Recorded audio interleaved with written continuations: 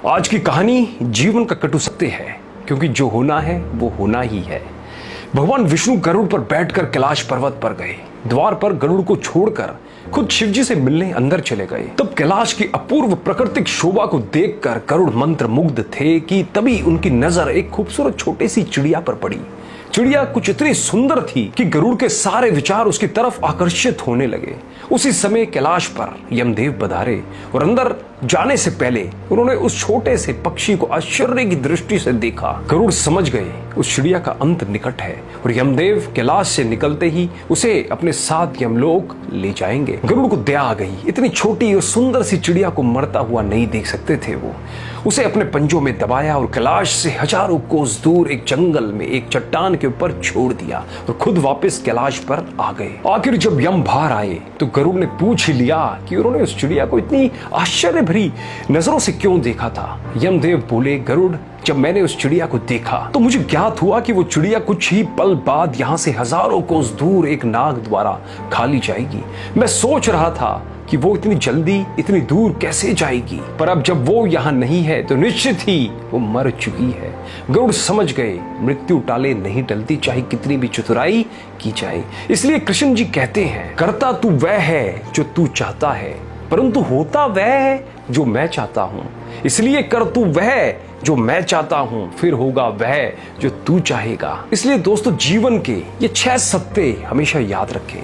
पहला, कोई फर्क नहीं पड़ता कि आप कितने खूबसूरत हैं, क्योंकि लंगूर और गोरिल्ला भी अपनी और लोगों का ध्यान आकर्षित कर ही लेते हैं। दूसरा, कोई फर्क नहीं पड़ता आपका शरीर कितना विशाल और मजबूत है, क्योंकि शमशान तक आप अपने आप को नहीं ले जा सकते। तीसरा, आप कितने भी लंबे क्यों ना हो, मगर आने वाले कल को आप देख नहीं सकते। चौथा, कोई फर्क नहीं पड़ता आपकी त्वचा कितनी गोरी और चमकदार है, क्योंकि अंधेरे में रोशनी की जरूरत पड़ती ही है। पांचवा, कोई फर्क नहीं पड़ता कि आप नहीं हंसेंगे तो सभ्य कहलाएंगे, क्योंकि आप पर हंसने के लिए दुनिया खड़ी है। छठा, कोई फर्क नहीं पड़ता कि आप कितने अमीर हैं और दर्जनों गाड़ियां आपके पास है, क्योंकि घर के बाथरूम तक आपको चल के ही जाना पड़ेगा। इसलिए संभल कर चलिए, जिंदगी का सफर छोटा है, हंसते हंसते काटिए, आनंद आएगा। और अंत में ये बात हमेशा याद रखिएगा कि क्या जो होना है वो होके ही रहेगा। एक माचिस की तिल्ली, एक घी का लोटा,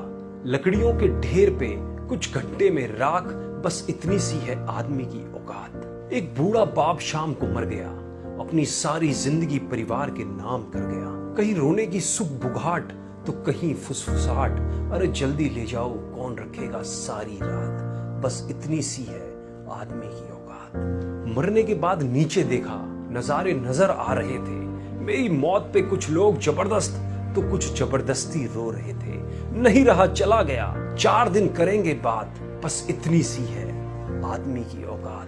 बेटा अच्छी तस्वीर बनवाएगा, सामने अगरबत्ती जलाएगा, खुशबूदार फूलों की माला होगी, अखबार में अश्रुपूरित श्रद्धांजलि होगी, बाद में उस तस्वीर पे जाले भी कौन करेगा साफ, बस इतनी सी है आदमी की औकात। जिंदगी भर मेरा मेरा मेरा किया, अपने लिए कम अपनों के लिए ज्यादा जिया, कोई ना देगा साथ, जाएगा खाली हाथ, क्या तिनका ले जाने की भी है हमारी औकात। इस कहानी ने आपके दिल को छुआ हो तो इस कहानी को ज्यादा से ज्यादा औरों के साथ भी शेयर जरूर कीजिएगा, जिनसे उन्हें भी पता चल सके कि जो होना है वो होके ही रहेगा।